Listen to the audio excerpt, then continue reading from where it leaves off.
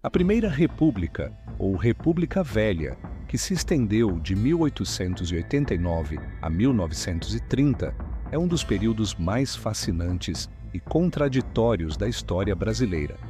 Ela começa com a proclamação da República, um golpe militar e político que, diferentemente da independência, não contou com a participação popular. A monarquia caiu, mas o poder permaneceu nas mãos de uma elite agrária que soube muito bem se reorganizar. Os primeiros anos foram marcados pela turbulência da República da Espada, 1889-1894, com o comando de militares, primeiro Deodoro da Fonseca e depois Floriano Peixoto. Foi um período de intensa disputa política e crises como o encilhamento, uma crise econômica gerada por uma política de emissão de dinheiro sem lastro, e as revoltas da Armada, que demonstravam a instabilidade dos primeiros anos. O ponto de virada veio com a primeira Constituição Republicana, em 1891, que estabeleceu um sistema presidencialista, federalista e separou o Estado da Igreja. A partir de 1894, o poder civil assumiu, inaugurando o período conhecido como República Oligárquica, 1894-1930. Oligarquia, do grego, significa governo de poucos. E era exatamente isso. O Brasil passou a ser dominado pelas elites rurais, os chamados coronéis. O pilar central desse sistema era a política do café com leite.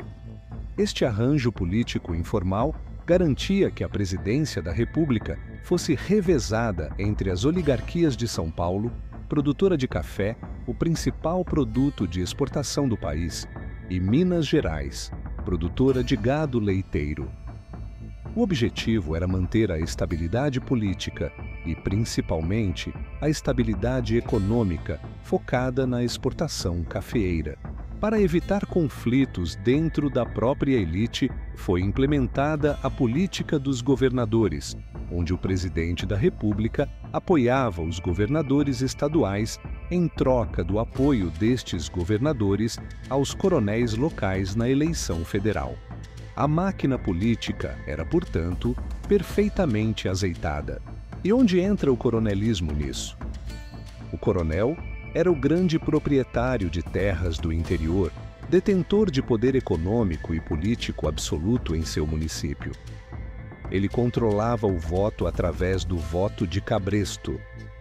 O voto não era secreto, o que permitia ao coronel intimidar e coagir os eleitores, seus empregados e vizinhos pobres, a votarem nos candidatos indicados por ele. O processo eleitoral era uma farsa. Fraudes, troca de votos por favores e intimidação eram a regra, garantindo que apenas os candidatos da oligarquia fossem eleitos. O café era o motor da economia e o Estado fazia de tudo para protegê-lo. O maior exemplo disso foi o Convênio de Taubaté, em 1906, um acordo assinado pelos presidentes de São Paulo, Minas Gerais e Rio de Janeiro. Na época, a superprodução de café estava derrubando os preços internacionais. A solução encontrada foi inédita. O governo federal deveria intervir e comprar os estoques excedentes, utilizando empréstimos externos. Isso mantinha o preço do café estável e lucrativo para os fazendeiros, mas transferia o risco e a dívida para toda a nação brasileira, mostrando o quanto o Estado estava a serviço da elite cafeeira. Enquanto a elite festejava nas capitais e enriquecia com o café, a maioria da população vivia à margem. A Primeira República é marcada por um contraste brutal entre o Brasil moderno e o Brasil arcaico.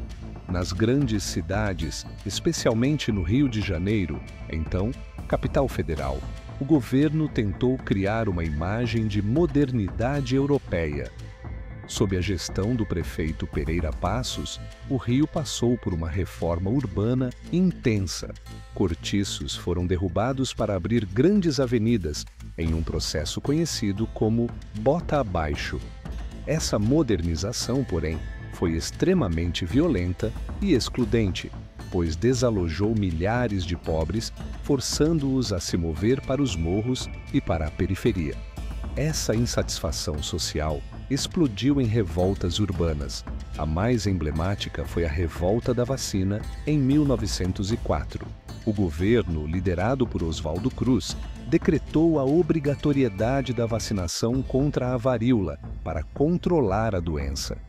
A população, já revoltada com as demolições e sem informações claras sobre a vacina, que era vista como uma invasão de privacidade, rebelou-se contra o autoritarismo estatal, transformando a capital em um campo de batalha. No campo, a repressão e o abandono eram ainda mais severos, gerando as grandes revoltas messiânicas e sociais. As massas de camponeses, exploradas e sem acesso à terra, muitas vezes depositavam suas esperanças em líderes religiosos. É neste contexto de total abandono social e político que florescem movimentos como a Guerra de Canudos, 1893 e 1897, o maior conflito civil da história brasileira. O sertão da Bahia era a personificação da república oligárquica em sua pior face: miséria extrema, seca e domínio absoluto dos coronéis. Antônio Conselheiro, um líder religioso, fundou o Arraial de Canudos, que no seu auge chegou a abrigar mais de 25 mil pessoas. Eles viviam em comunidade, sem obedecer às leis da República e sem pagar impostos, esperando a vinda de um reino de justiça divina na terra. A República, recém-fundada e obcecada em consolidar sua imagem, viu no Arraial uma ameaça tripla: à ordem social, ao poder dos coronéis locais e à própria República. O boato era que Conselheiro queria a volta da monarquia.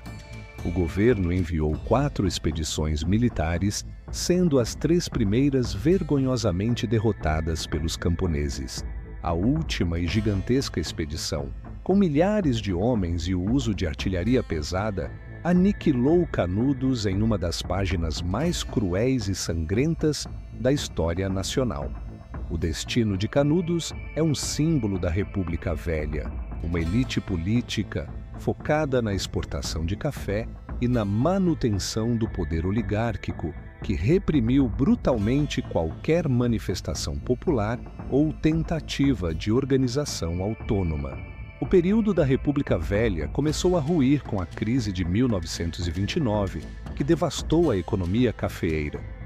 A sucessão presidencial de 1930 marcou o colapso do sistema. O rompimento do café com leite e a vitória de Getúlio Vargas, após uma disputa eleitoral e um golpe militar, encerrou o domínio das oligarquias, dando início à chamada Era Vargas.